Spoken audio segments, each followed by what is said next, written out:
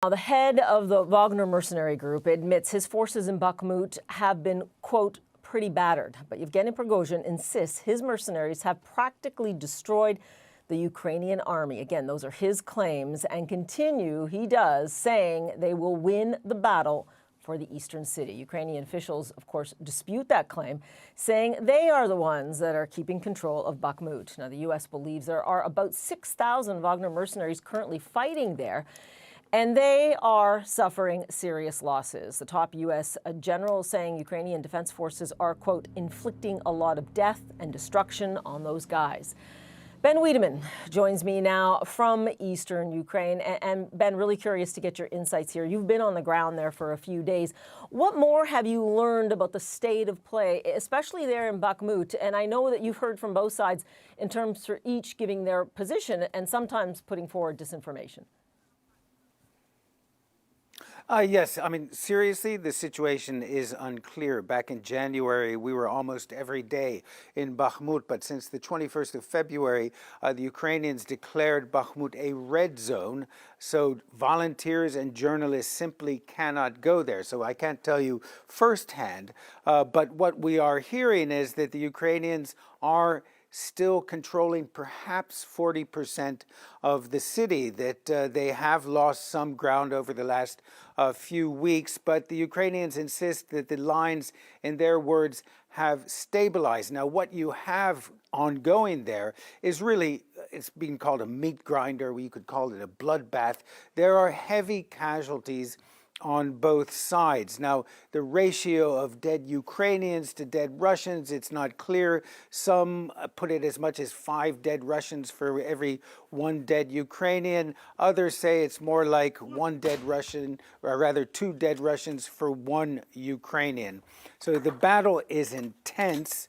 And certainly what we've seen is that there are many Ukrainian forces deployed on the outskirts of Bakhmut. They've dug defensive positions. There's lots of armor in the area. So in the event the Ukrainians can no longer hold Bakhmut, they hold the high ground to the west of the city, and they certainly would be able to stop a Russian advance there.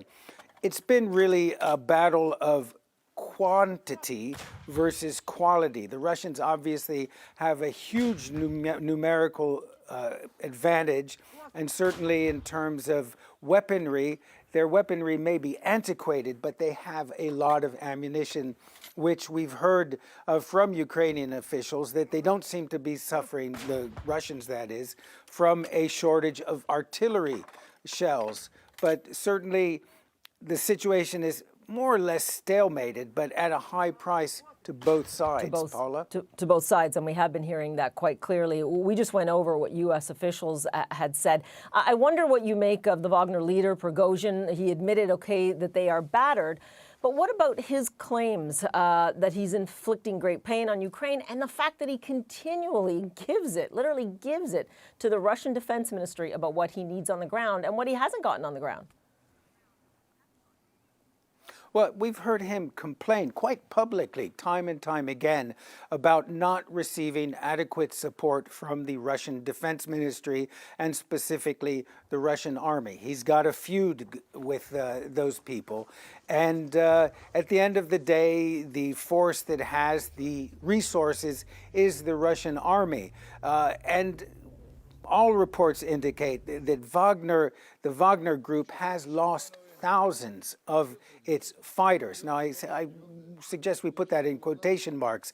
Many of them are simply convicts with very little in the way of training. And we've spoken to Ukrainian soldiers when I was here last January, who said that the Russians use a very specific tactic. They will send waves of this basically cannon fodder, convicts and others, poorly trained people forward to allow for the Ukrainians to open fire. They expose their firing positions, and then better trained, better equipped Russian troops will then focus their fire on the Ukrainians. So it comes at a very high price to the Wagner group, but it's also inflicting a high cost on the Ukrainians. But Prigozhin, it's hard to say how much longer he can carry on with this feud with the Russian military hierarchy, and how much longer his military force can go on taking these high losses. Paula? Yeah, especially what may be to come in terms of a change to that stalemate as spring has now sprung in Ukraine. Ben Wiedemann for us on the Eastern Front Lines there. Appreciate it.